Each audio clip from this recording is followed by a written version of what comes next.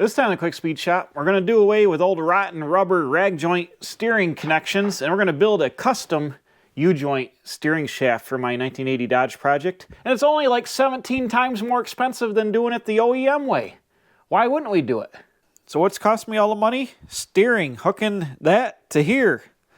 So what happened is, this is the 75 chassis I used under my 80 Dodge, and I used the 75 steering box because I like the way it mounted with this big heavy bracket to the side of the frame and all that. It's a GM Saginaw box, and the 80 box was leaking, and so I figured I'll use the 75 box since it was on the chassis anyways and it wasn't leaking. So I'm like, yeah, no problem. The only difference is the steering column on the 75 came all the way down and hooked to the rag joint on the box, which was here, the rubber rag joint on there, right? So I've got the 80 column in the truck that goes with the truck. So I'm like, oh, now we got a problem where the thing won't go together. Not a big deal. Over here I have the 80 steering shaft, which goes on here and would bolt to the steering column, then come down here to the steering box. And you'll notice there's no joint on the end of it because there's like a collapsible coupling for 1980. So I ordered one of those brand new here from Dorman for the 1980 truck, and it goes over the end of this, and it's got some pivot pieces which I taped inside here, and it pivots around on there. Well, I go to stick it on the box. Uh-oh. That's 3/4. This is 13/16. So apparently in 1978, General Motors went from 13/16 spline to a 3/4 spline. So this piece, which is $46, is not going to work. So that means that's not going to work. And now I don't have any way to hook this together. So then to top that off, I realized if I stick this in here, where it extends the steering box shaft down, look at that. It actually doesn't even line up with the steering box. It's got to be up here. And now we've got a mix-match angle from the box to the steering column. What I need to do and what I had to buy was $250 worth of steering shaft and steering U-joints. And we're going to build a custom steering shaft with 2 new U-joints. We're going to extend this out. This is double D steering shaft, 3/4 inch double D steering shaft, which will actually slide inside the column here. And we're going to have to weld a stub, a 3/4 inch double D shaft into the end of the column, put a U-joint here, and then I've got a U-joint that fits this spline to go on the box, and essentially put this shaft in between here with 2 new U-joints. And here are the U-joints. We've got the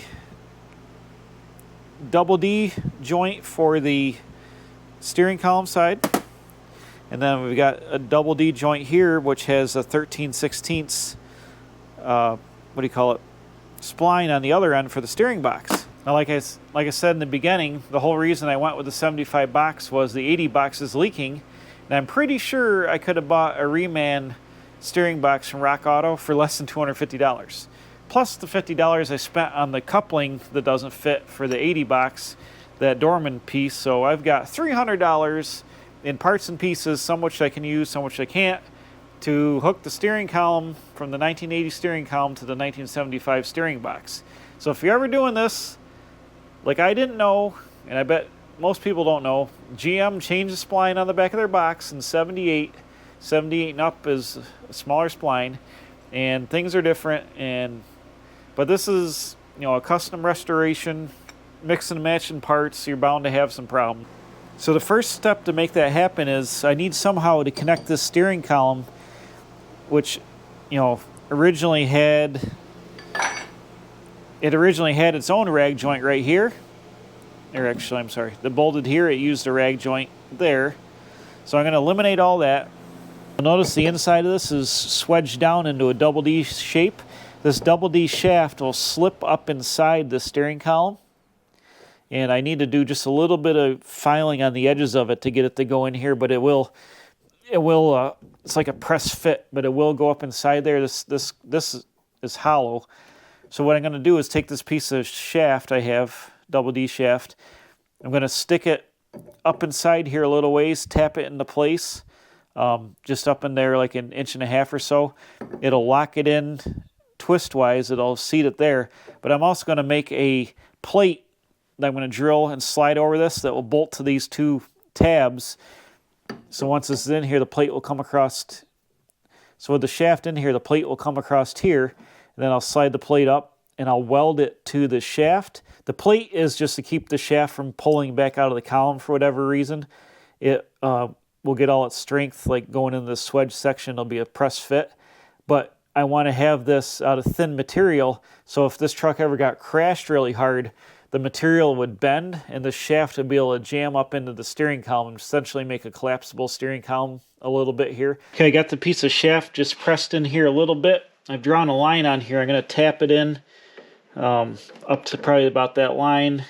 That'll give me room to put the plate on here and weld it and still have room for the shaft here. Or the U-joint there. So I'm going to, I think I just tap this like this. It should go in there.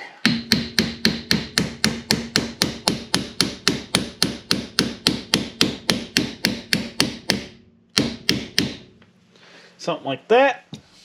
Boom. So that's pressed in there pretty good. But now, let's see. Where's our center of our wheel? I might need to run the file on this since I whacked it with the hammer. These joints are super tight on this double D shaft. Get in there.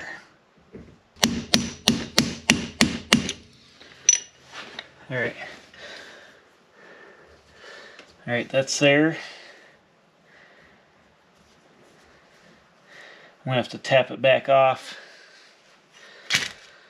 because I don't have the strap steel. That was a mistake. Mark this so I just know where that goes in case it moves there. Well, you get the idea here. Got that tapped on. I hit it. The piece I used to drive it on was aluminum, so it wasn't hurting it by beating it on there. That was aluminum. All right, it's the next day. I made the plate for the end of the steering column here. That's got some primer on it drying, so we'll work on this while we're waiting. I'm going to pull the joint off the steering box. You'll see this like protruding nipple here past the end of the gear, or the end of the spline, I should say. It goes and it sticks into the interstitial space, big words, of the joint here. When I set the joint where it's got to be on the gear, on the spline, that nipple piece interferes not so much with the crossbar in it, but the joint does hit it. And I don't think it would articulate ever enough to hit it driving. It shouldn't, but there's no need for that on there now since we're not using the rag joint anymore. Originally, when the rag joint was on there, that part protruded through the steel a little bit. I'm going to go ahead and take the grinder. I'm going to cut that off so it doesn't interfere with the U-joint.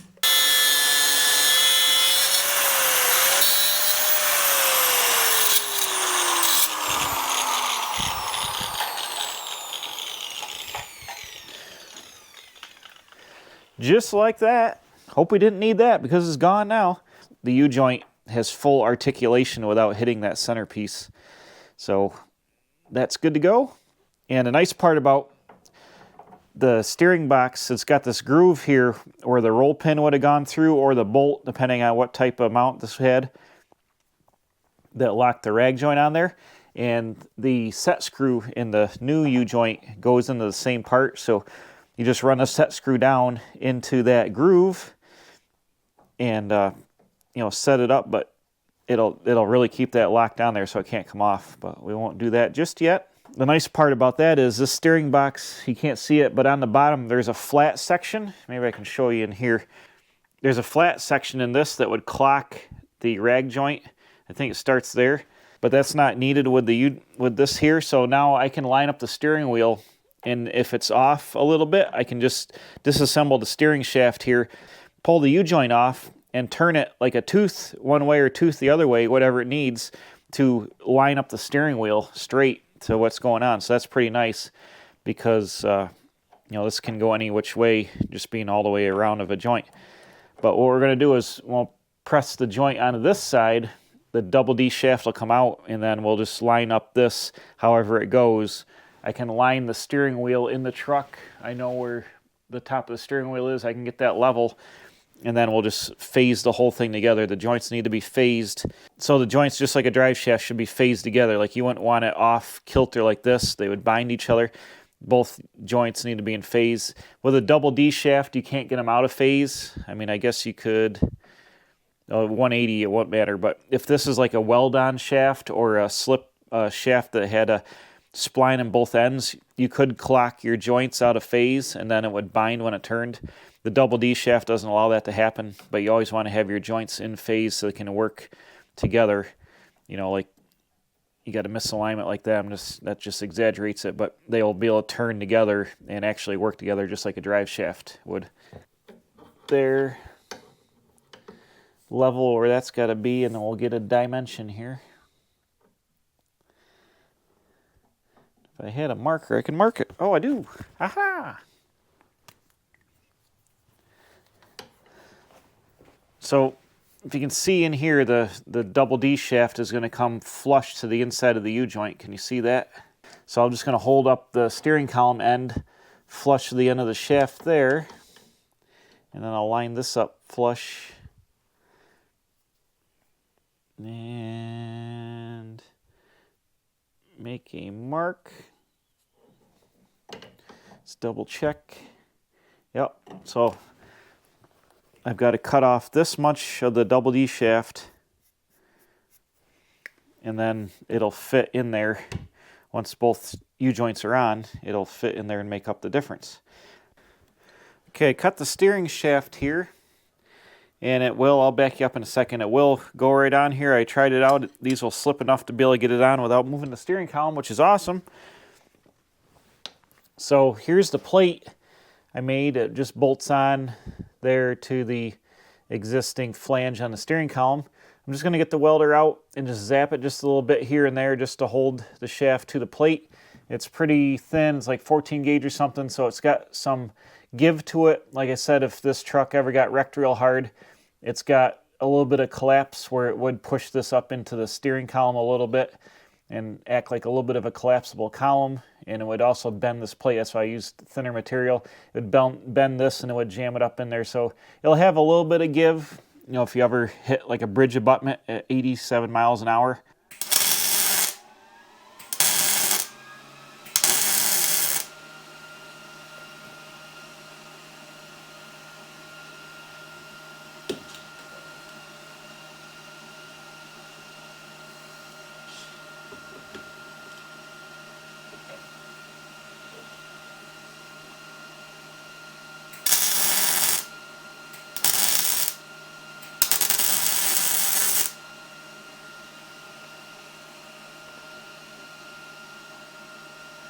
So that's a little warm. So that's held in there perfectly now. So now we can should be able to put the shaft in. The thing I have to do is I've got to take my aluminum drift and I've got to tap this back on here. We're getting there. Oh, that looks about it right there. So let me go ahead and So let me run that guy down in there. We'll lock that on. That little drill detent. The set screws have like a little biter on them, but that drilling that just a little bit, drilling that and making a little divot gives you somewhere to stick it in there. Just put a little bit of oil on this end.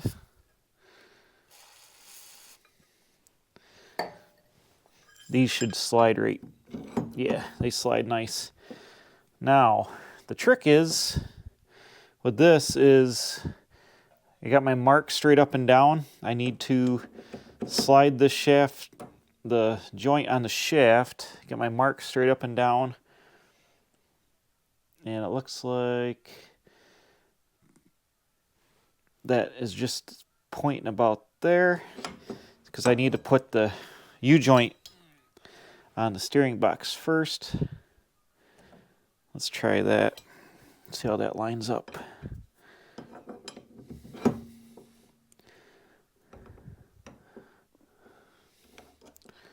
Oh no, why is it not?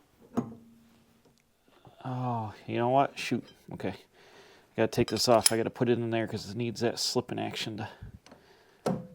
That's too far. One tooth too far. Right there.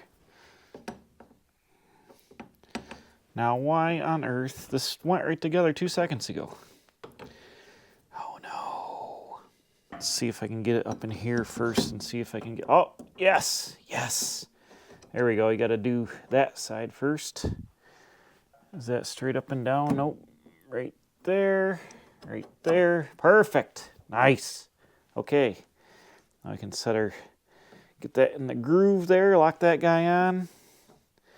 Then slide my shaft back down here to this set screw location, which is there. Look at that. We have a complete steering system. And since this is a W joint, it took care of my misalignment down and to the angle. You see this joint here hardly has any angle on it whatsoever. Most of the angle is here, but since it is supported at this end with the bushing in the column and supported at this end, this is shaft is fine to rotate like this. If you didn't have a solid mount up here, or say you had another joint up here and you're making 2 joints, you would need a bearing here. So you'd get like a rod end bearing, and you could put a 3/4 inch rod end around this to a bracket to the frame, and it would hold the shaft and be able to twist, but it would keep it from flopping. But since we have a solid mount on this end and a solid mount at this end, this will be fine. And you can see the steering wheel now turns the wheels of the truck. And this will give a really positive feel to the steering. Before, you would have had this rubber rag joint, you know, at the box end or at this end, depending on what application it was. And you can see here, this rubber gets all nasty. This is actually broken, and you would have sloppy action here. It could never come apart because these pins would lock it in. But if the rubber completely tore out, you would get like a 1/4 turn of steering play in the steering wheel. This is going to eliminate all that. You'll have a lot better precise feel in the steering. Everything is locked up, you know, very tight. These are precision bearing specifically for steering U-joints, so they'd be very tight. This is all street rod stuff here. But now we've got essentially a very nice shaft which has just a little bit of safety in it here. It would collapse about, I don't know, 1/2 inch to 1 inch if it was in a big wreck, which would be, you know, could help.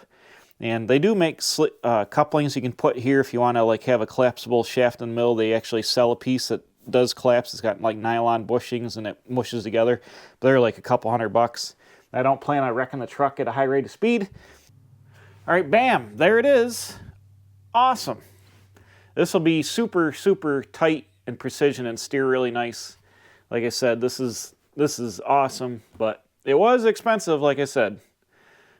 $250 right here, but I had to do what I could do to make it work. The misalignment wasn't going to work. Even that would be pushing it for a rag joint to you'd really wreck the rubber eventually having that much of a misalignment.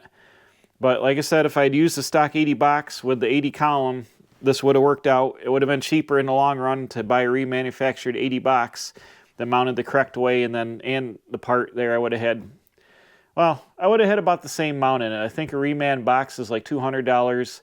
The coupling, which I had bought, I showed you before, was $50, $46, $50. So I would have had $250 in a box. I would have had different hoses. I would have had the metric hoses, the metric pump. It would have worked out. I could have used the factory shaft, but I would have been left with a rag joint connection up there with that weird like wobble stake-on connection down here from the factory box. So this is actually a whole lot better, and I guess it's the same price in the long run-ish, but I kind of wish I didn't have to spend $250 putting the steering together, but this is never going to fail. This is going to be super awesome. It'll have really good steering feel. It's adjustable infinitely. You know, if I don't like how the wheel's clocked, like I said, I can just slide this apart, clock this a degree or two either way, depending on how the truck drives, slide it back down, screw it back down, and line up the steering wheel no matter what's happening. So it's never going to fail. It's super, super rugged,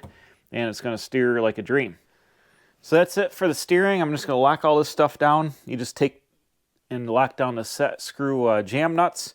and then I'm going to just scuff this up and prime it and paint it, and we'll be good with the steering. Well, let me show you what I did off camera.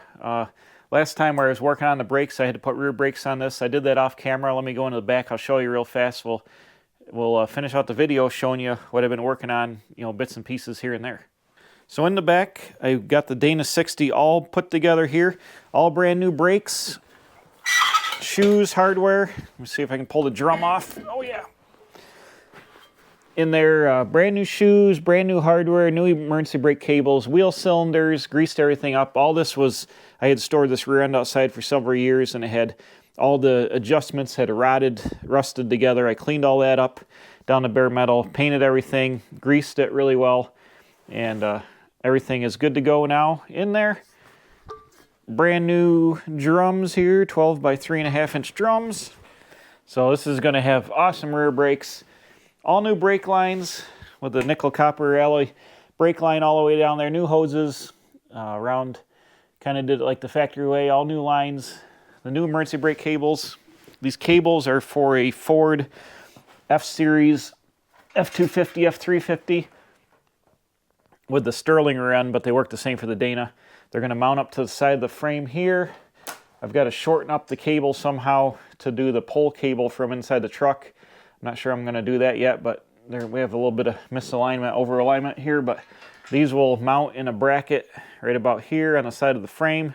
I'll make a little drop down bracket to hold this up here, but it'll have e-brake that will work all the way around, brand new cables, and the rear brakes are essentially all done. So the next step is probably in the next video, we'll get into working on the brakes some more. I'll pull the master cylinder off, we'll bench bleed that, and then put it back on the truck, hook it back up, and then essentially all the other brake lines are done. I can start putting fluid in it, maybe let it gravity bleed for a little while, and then start trying to pump it up and try to get some brakes working here. We've put the steering back together, we'll have brakes back together. The engine is essentially 99% back together. I've got a brand new radiator, Champion Series radiator over here. We'll drop that in, and a battery, and I think the thing will be ready to run. So that's it. Thanks for watching. It's winter time out. As you can see, it's getting cold in here. I got the heat on, but I'm going to keep plugging away at this Dodge. Thanks for watching. Don't forget to subscribe, leave a comment, leave a thumbs up, and we'll see you next time building more custom parts for this 80 Dodge restoration.